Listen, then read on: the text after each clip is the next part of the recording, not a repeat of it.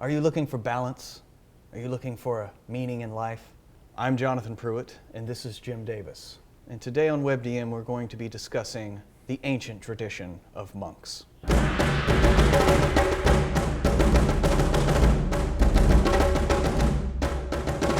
All right, Jim, hit me with a combo of knowledge. Stun me. The 5-point finger fist combo of knowledge. 5-point exploding brain technique. So yeah. the monk. Monks. Let's talk about monks. Let's talk about monks. I mean, you know, and I will be the first to admit that I did not like 3rd edition monks. I thought that they were a trap. I thought that they were a poorly designed class. And at the same, and also, you know, at the time, coming off of 2nd edition with its sort of Western European pseudo-medievalism, the monks stood out like a sore thumb. It was like, hey, I'm over here from my Shaolin temple, getting all up in your Knights of France Kool-Aid. Yeah. But by the time, you know, the dungeon punk aesthetic of 3rd edition and then the aesthetics of 4th and 5th edition, I don't see that conflict anymore. Right. Monks sort of fit in with that, in that environment. At the same time, it's also fun to just have a class where it's like, oh, I punch dragons to death. Well, is kind of the thing. Yeah, you don't. I mean, yes, the class lends itself to you can use weapons, but I've always played it like, I mean, I'm using my fists and my feet here. Come on. Fists, feet, elbows, head, knees. I am the weapon. You are the weapon, and I think that's what's fun about the monk. If anything, I wish that there was another version of the unarmed fighter that would be a counterpoint to the monk. I don't think that monk fills all those roles. You mean more like, well, I mean, it would be more the brawler, like a brawler wrestler type, like like a Greco-Roman type. Yeah, and I think that you can probably do something like that with barbarian, and certainly there are some third-party classes out there. Pugilist is one that I've seen crop up. So, but back to the monk. For the 5th edition monk is it's one of those classes where I kind of skipped over it in the first time I was reading through the player's handbook. So I was like, monk. I was like, first off, Pruitt's going to get this one down. I don't need to know anything about it because Pruitt's going to know all about it. He'll just figure it out. But I also just kind of like, I guess I had been burned by 3rd edition and didn't expect them to get it right. Yeah. And it feels like in 5th edition that they've eliminated a lot of the problems that 3rd edition monks had and have really gotten it right in terms of feel and mechanics. Yeah, I mean, the 3rd edition monk could be weak depending on how you built it. Yeah, I had a lot of fun with mine that I made Solaria Shadowfall. Right. And we played together, and it was badass. It was awesome. Of course, I had a couple of items. This would be the 3.0 with the boots and striding and springing and your super awesome bow. Yeah. And that amazing bow where I mean, we would just destroy things because we would just stay one football field away from them while they approached and then just ran over here. Just peppered them with arrows till they approached and then ran. I mean, you know, when you figure out how to game a mechanic of an item, that's one thing. And kiting has always been an issue in D&D, but that's a separate show. That's a whole other show. Let's go fly a kite. I'm going to write that down, actually. Okay. Sure.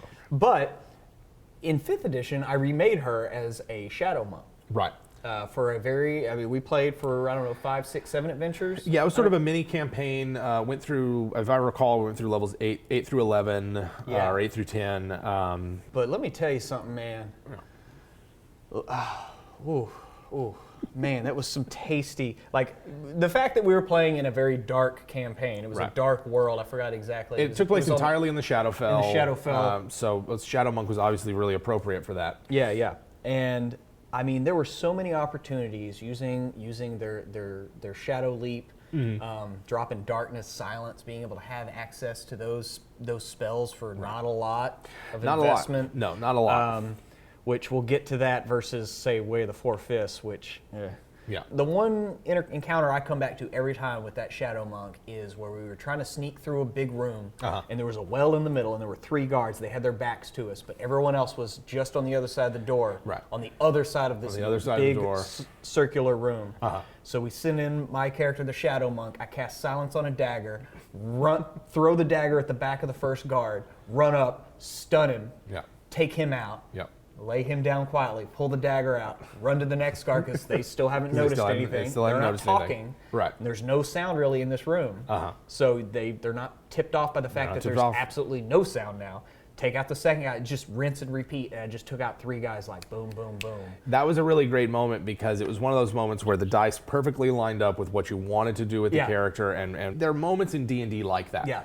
Where you're like, this is what my character would do, and this is how it performed in a perfect environment with the dice firing on all cylinders. Yeah. It was perfect because they could have gone wrong in so many different ways. Oh yeah, as soon as one guy like notices something, runs and yells for help, and then we knew that there was a shitload of guys on the other side of the door. On the other side of the door, but we're taking out their sentries. Yeah, we're trying to take out their sentries and move past them to circumvent them. Yeah. But it worked out perfectly. It was right. And I think that your experience with the Shadow Monk and watching you play the Shadow Monk made me go, the rogue is no longer the stealth guy in 5th edition, because the Shadow Monk, with its pass without trace, with silence, with the Shadow Leap ability, I mean, it's just sick. The infiltration possibilities you can get with the Shadow Monk. And of course, everything we talked about in the Rogue show with stealth and how it works applies obviously to the Monk, the Shadow Monk in particular. But the mind reels with possibilities for Shadow Monk. Well, I mean, and that's why, like, I highly recommend, by the way, go ahead and take a Wood Elf. Go ahead and take the mobile feat. Go and take the Wood Elf. Go and take the mobile feat. I was moving, like, my move was 60 feet. I could leap 60 feet as a bonus. Right. So, like, I get 120 feet of movement almost every single round, and that's how I really, like, replicated that original character concept. I wanted her to be highly mobile. Yeah. And, I mean, there was also that time where I had to, like, run up a wall and then teleport to the top because we were fighting a vampire spawn who was trying to climb up a wall into a hole. And I literally ran up a wall and then teleported right next to her, stunned her as I fell down and slow fell to the ground, and she fell, like, with me and just, like, landed. There you and go. we took her out. This raises a particularly, so we're mostly talking about the Shadow Monk. We'll get to Open Hand and Way of the Four Elements in a minute, but the stun lock potential for the Monk. Dude. Now, there are other classes. There are other, Bard, Wizard, Twinned Mana Magic, Sorcerer, who can really lock down enemies. Yeah. And particularly at higher levels when their spell DCs are 17 or above, you can get pretty sick. But the fact that the Monk has on-demand stuns is one of the reasons why you never leave an enemy by themselves with the party, ever. Yeah. You always have backup, because as soon as you think your big bad is all that and is going to be able to dominate the party, you have a character like the Monk that comes along and wrecks it. Yeah. And just like, oh yeah, I stunned him, and then the party beat him like a piñata. Full round of full thing. I'm going to try to stun him again. Try to stun him again. And now I'm going to Flurry of Blows. Right.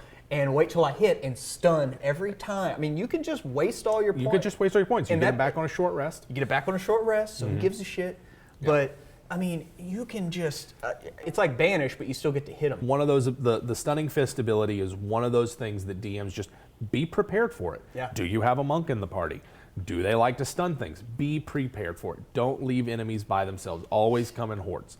Always have a backup. Always have a bodyguard for your guy. Even if your big bad is a bruiser type, and you think that they've got the saves to cover it, they've got legendary resistance. It's one of those things where there's bestow curse now. Stun.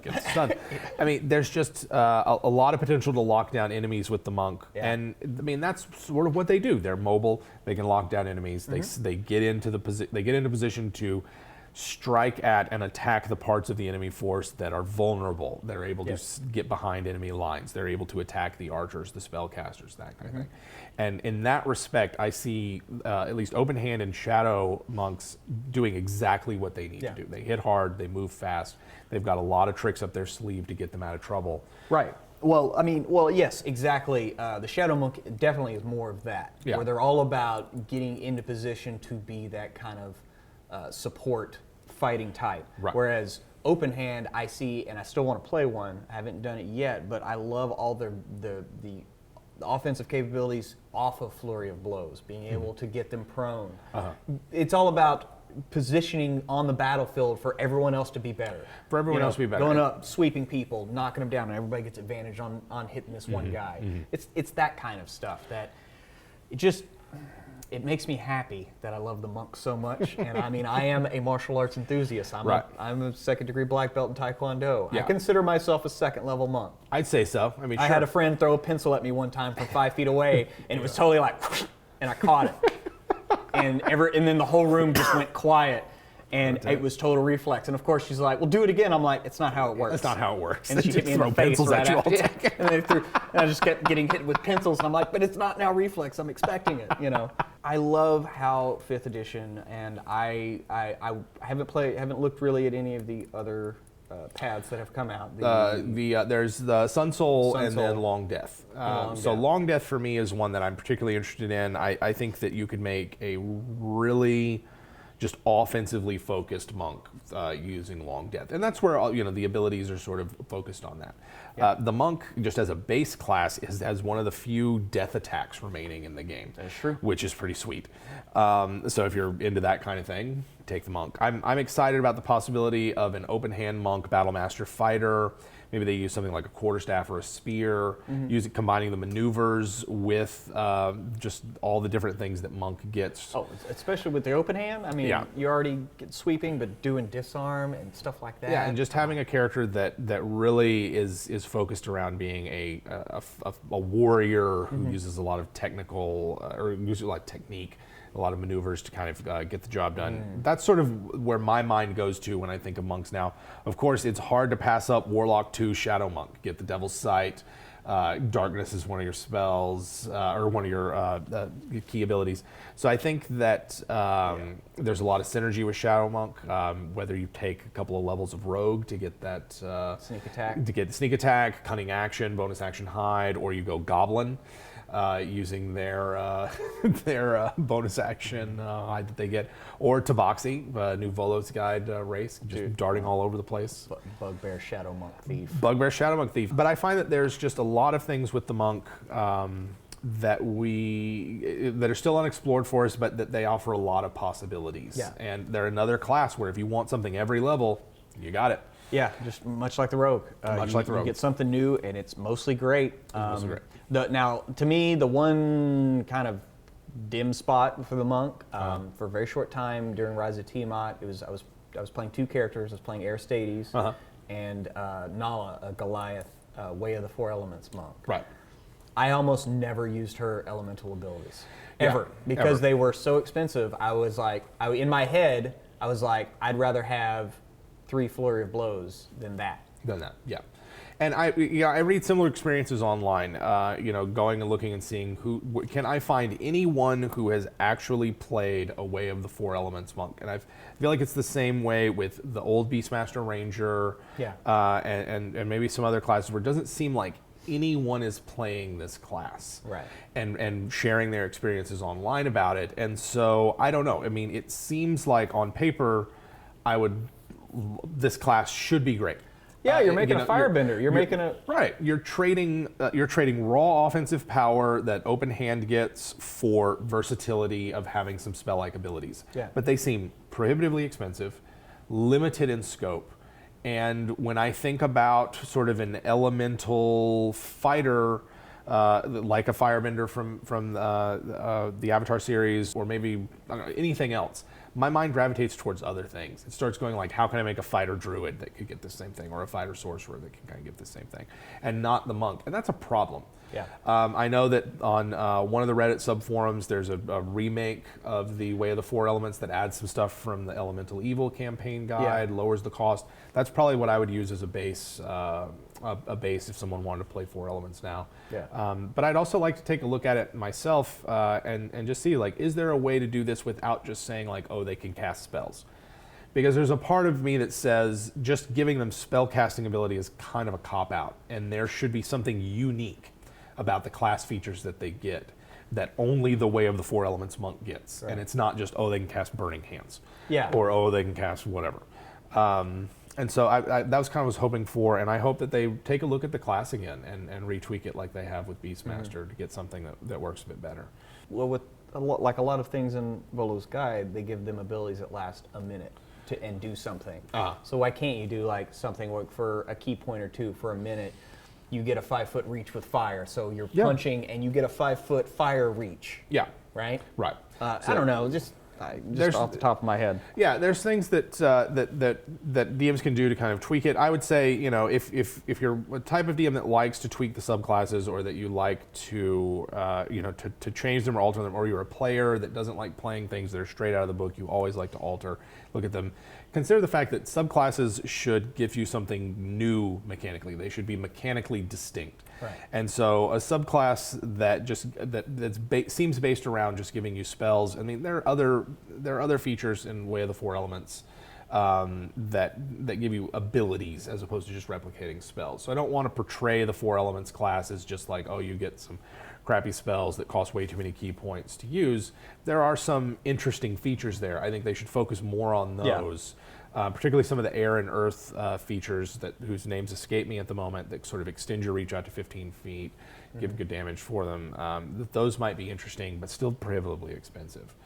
In terms of Long Death and Sun Soul, like I said, I'm excited to try a Monk of the Long Death, particularly sort of like maybe a different take on a Death Priest or something. And then also there was a part of me that wanted to play for a hot second, was going to play an Undying Light Warlock Sun Soul Monk in the Curse of Strahd game. Just be like, I got a bunch of radiant lasers over here, man, and you're just going to have to deal with it.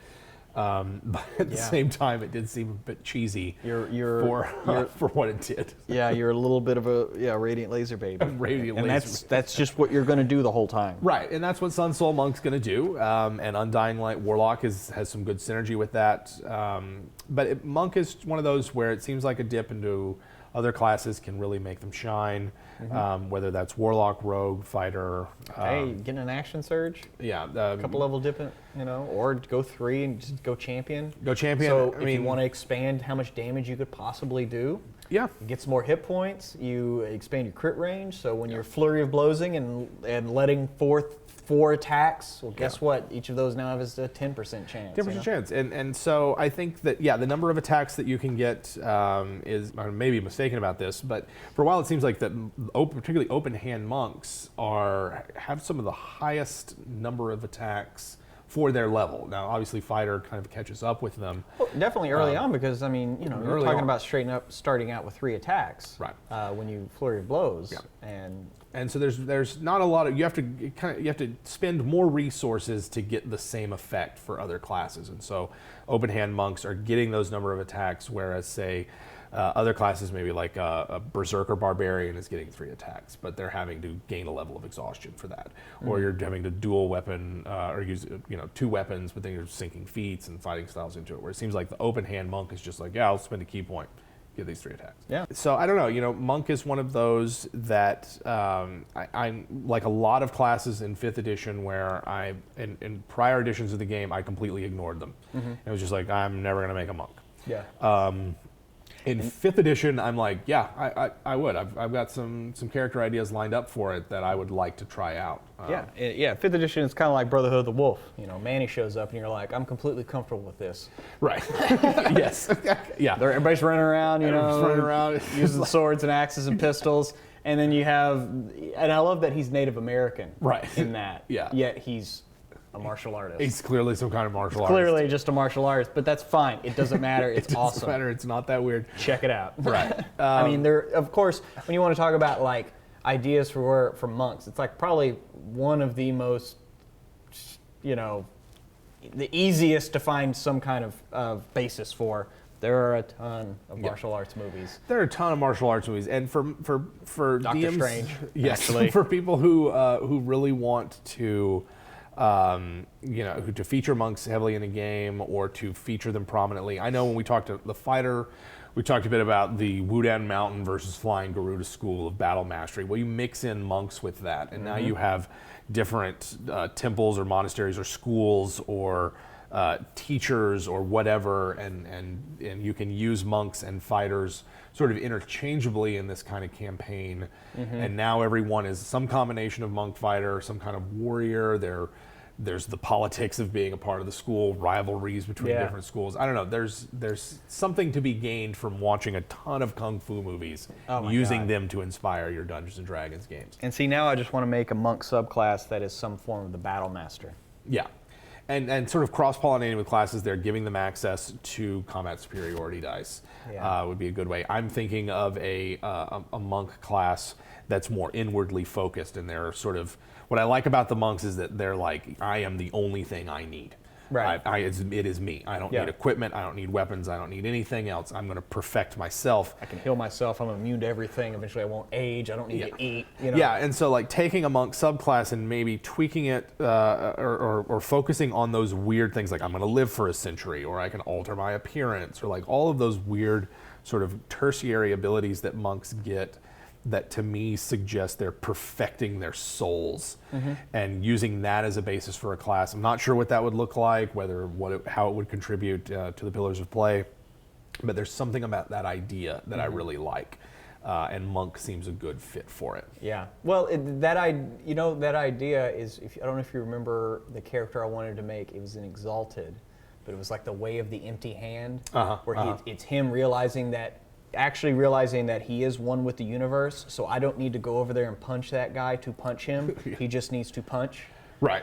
And he's like a ranged monk character. That's a pretty sweet idea, He starts figuring out how to like affect people across distances, because if we're all one, I am already connected to them. Yes. And I don't need to physically punch them, because in the grand scheme of things, and so like figure out how to make sort of that like work. Karmic energy radiating off of them and can kind of tweak it. Yeah. There's something there. I think that either attacking with using your unarmed strikes at range, or being able to inflict some kind of status effects by messing with their, I don't know, I'm imagining all those martial arts movies where they do like the pressure point attack, and I guess that's stun. Chi bender. But at the same time, what if you do more than just the single status effect that comes off of stun? You're able to inflict other, like blind or something else that with your stunning fist. I don't know. That's kind of where I might go with that, and build off of stunning fist using different status effects.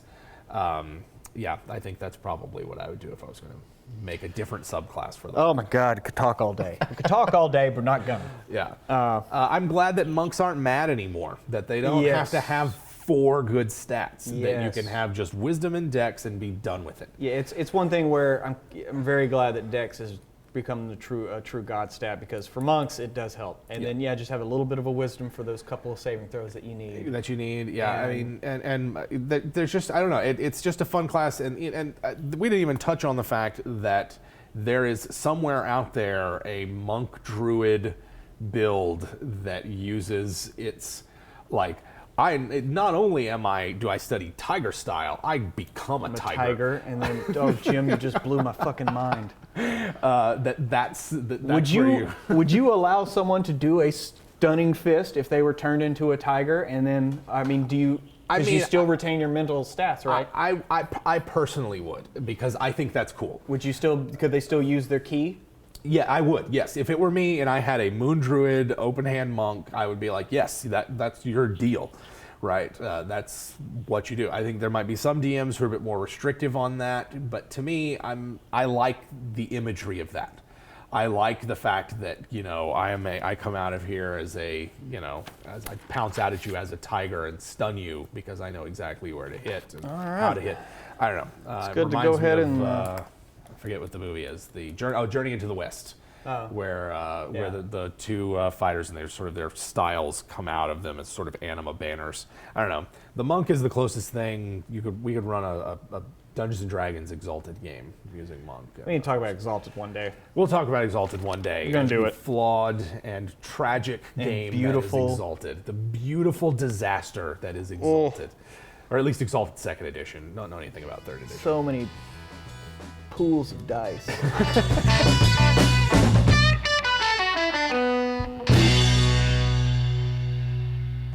What would the 4 Ninja Turtles be in classes? They're all some combination of monk and fighter and rogue. They're all like monk, fighter, rogues. Yeah. Well, okay. I would say. See, Leo is a battle master monk. Yeah. Raph would probably be a champion monk. He's a little bit more freewheeling. Or maybe I could see him being a barbarian monk. Or a barbarian. He gets angry. Yeah. That's the thing. He gets Michelangelo. Pure monk? He's pure monk. He's just really just he's open hand, pure monk. Yeah. Donatello would maybe be like whatever inventor in D&D would be.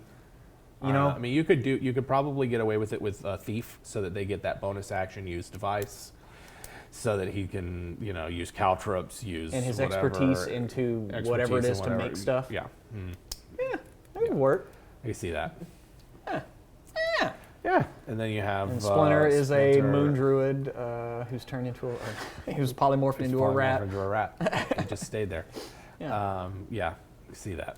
That's why I was Your kobold kobold monk.